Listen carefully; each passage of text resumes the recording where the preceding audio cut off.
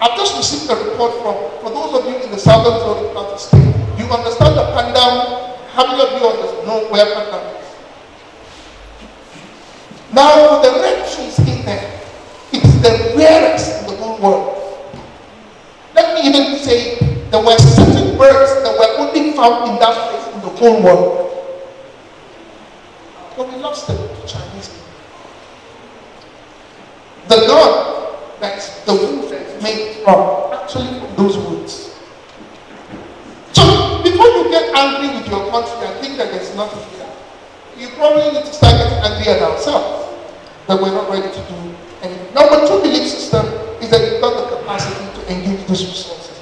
Everyone seated here, and I use this example, has anyone ever walked up to you and said, since you're not going anywhere today, borrow me your brain?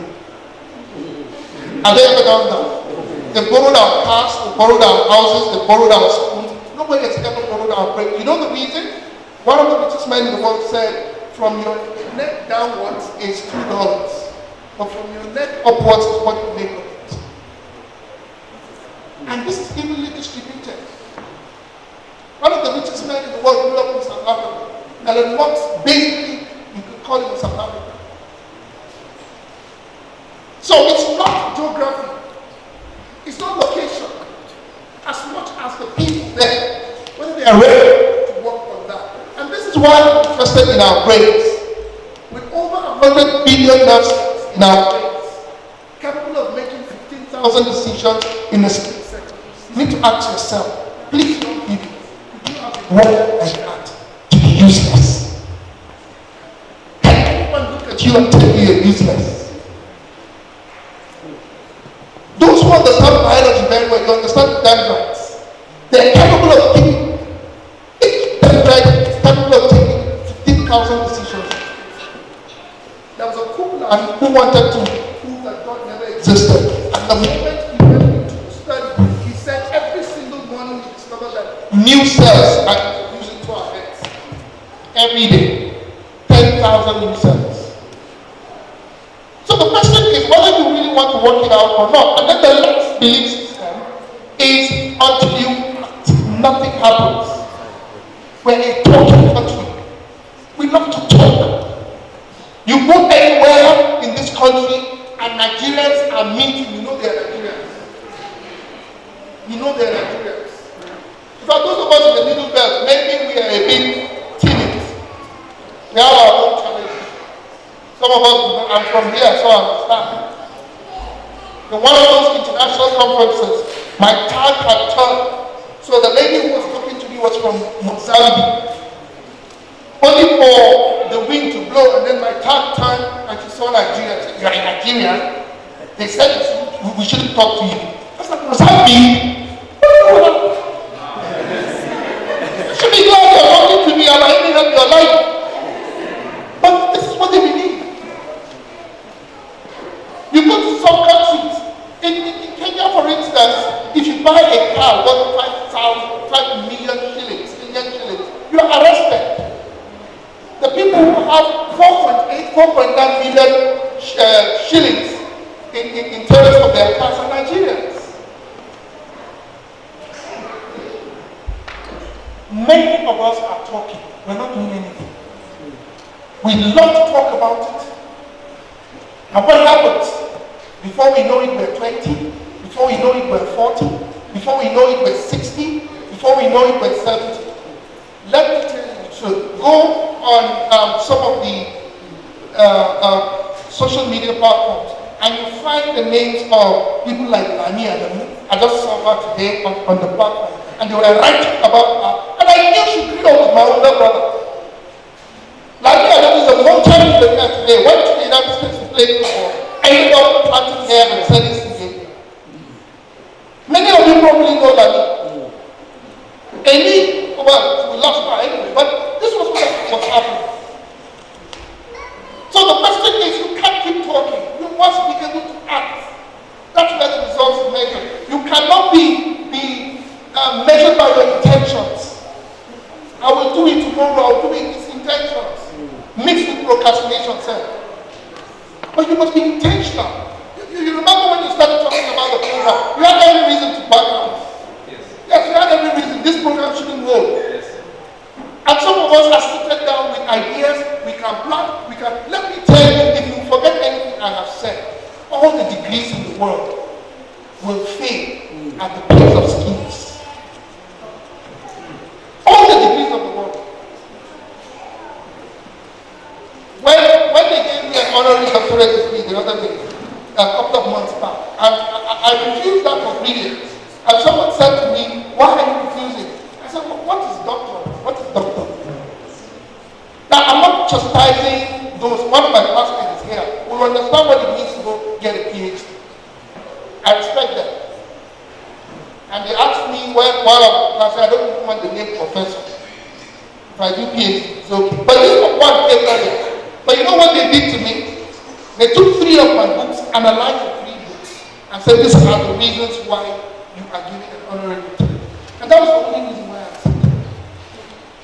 At that point, nobody taught me how to write a book in school. The degrees I had in business was not about writing books. Today, my books have traveled to countries I've never been.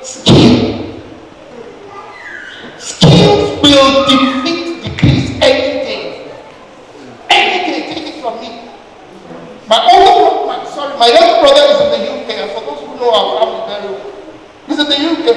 He left here for me. The other day he called me and said, do you know that I'm paying 25,000 naira to cut my hair? I said, that's the beginning. This is a country that understands the value of the skill in cutting your hair is more expensive than the clipper. In Nigeria, the clipper is more expensive than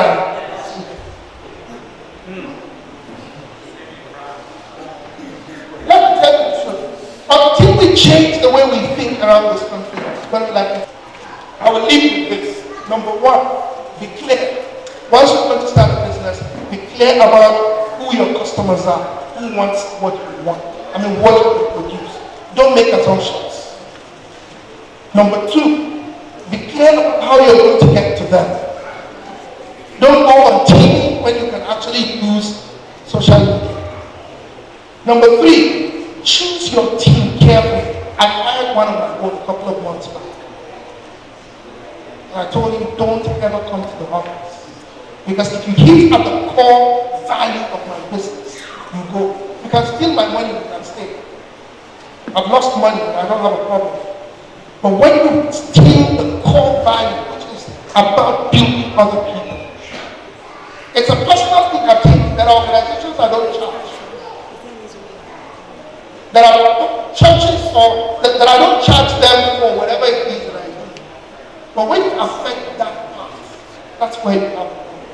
So please be clear on your team. Number 2, be clear on the system you operate. And a good system will always have feedback.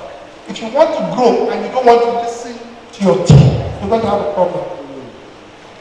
It's not possible to know everything. Let me say this. If all of us here do not need each other, some of us would have been totally irrelevant and wouldn't have been here on earth. So if God allows this because somebody has something to say, then I'm happy that Grace talked about it. Please, it's a waste to try to be in competition. Your growth doesn't come from competition, it comes from competitiveness. Competitiveness is how to become better from your last results. You cannot be me, I cannot be you. Attempting to be me, who will be you? Why waste who you are? I go to places, I've heard people talk in different forums, and when I started my first company, I told God, help me. I don't want to be like anybody, I just want to be victim. So please, it's not in competition. I'll be happy if you make it. I don't know how you define making it. Because making it for you is not necessarily making it for me. I've taken a decision a long time. I don't have to have more than 3 cars in my house. And I can explain. The third car is supposed to be an SUV. And it's only because the road in my village is bad. If I somehow I have money and repair it, there's no need. There's no need. I'm saying this from experience. I've seen young people my age build a house that in the next 10 years or 20 years, they will become a guest. Have you seen somebody build a duplex and is now sleeping in the guest house, in the guest room? Why? We don't have the time. Then formalize, please, if you want to do the business, go and register the business. Okay? Do the best you can. The truth is, once you start growing, people start knowing you, opportunities start coming, and then they ask you whether you are registered. Please formalize your businesses. I've finished coaching for this year, and I've coached 28 people, one-on-one coaching for the last 2 months. And one of the things I discovered is that almost 92% of them making money. In fact, there's one business that's been there for 13 years without registration. If they want to give you big business, they cannot, because government will ask, who is this person? Please try to take time to utilize it. But I can tell you something about business. There will never be the right time to start. You don't have to be great to start, but if you don't start, you will never be great about it. Thank you. God bless you.